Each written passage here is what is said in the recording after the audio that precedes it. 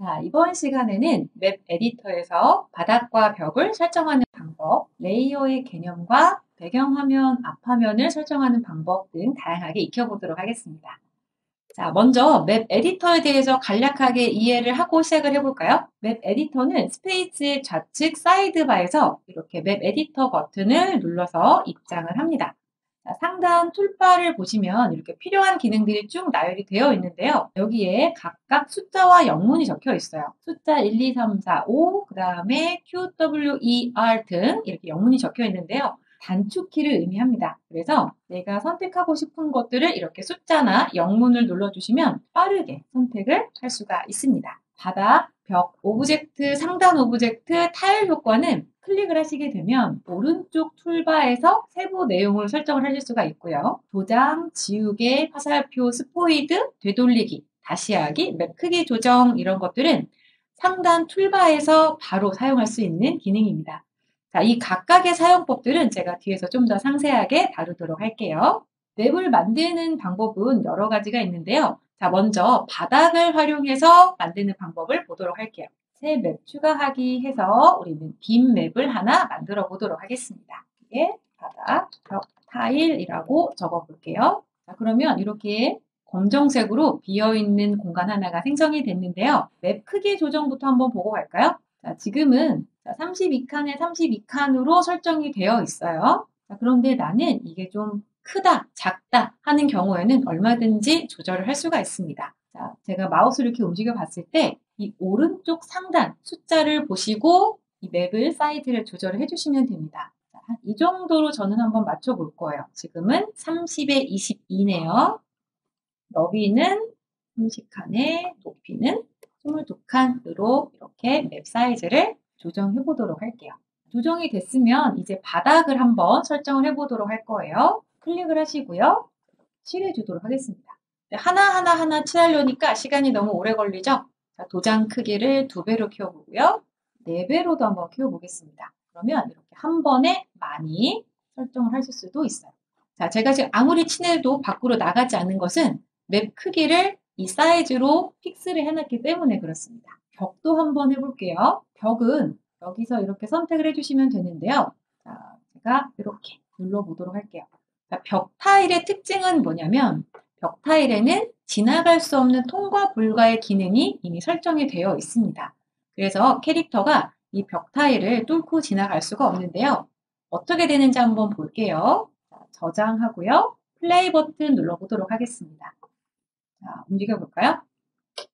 자, 벽 타일을 지나갈 수 없는 게 확인되시죠?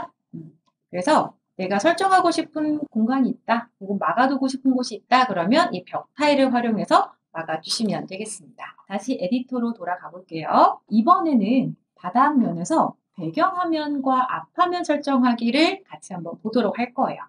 템플릿 혹은 바닥 설치 이외에 가장 많이 사용되는 것이 바로 이 배경화면 설정하기에서 이미지를 업로드한 다음에 만드는 방법인데요.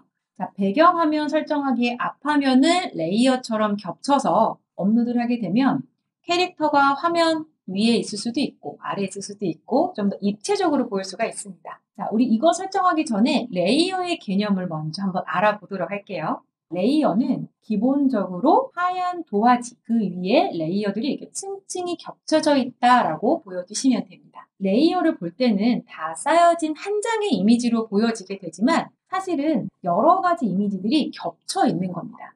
자, 지금 이 예시 템플릿도 보시면 이미지가 한 장과 2장 이렇게 나눠져 있죠? 제가 플레이 한번 해볼게요. 캐릭터가 움직이면 이 난간 안으로 들어가는 게 확인이 되실 겁니다. 자, 지금 이 바닥 레이어와 난간 위에 올라가 있는 앞화면의 상단 레이어가 겹쳐져 있기 때문에 보기에는 하나의 이미지처럼 보이지만 이렇게 층층이 겹쳐 있다라고 생각하시면 돼요.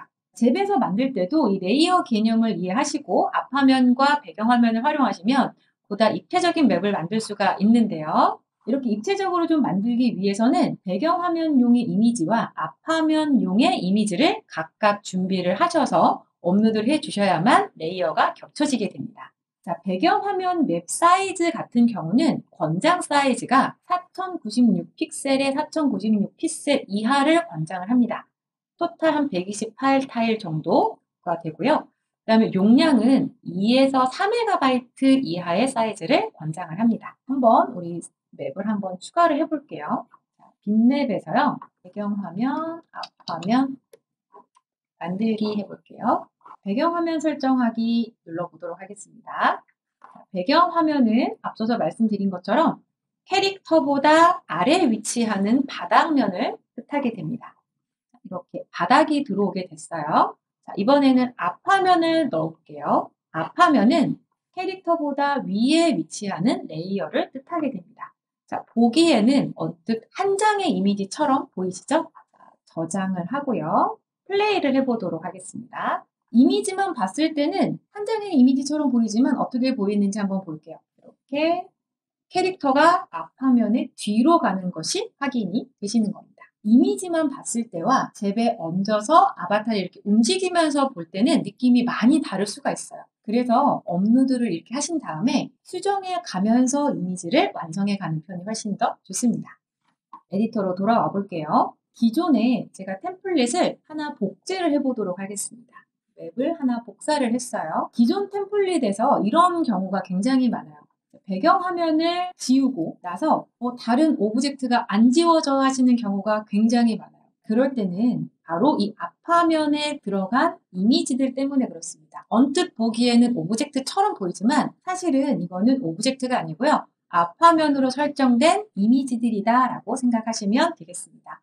따라서 해당 이미지들을 다 지우고 싶으실 때는 앞화면 설정에서 이 휴지통 버튼을 누르신 다음에 전체 삭제를 해주시면 되겠습니다.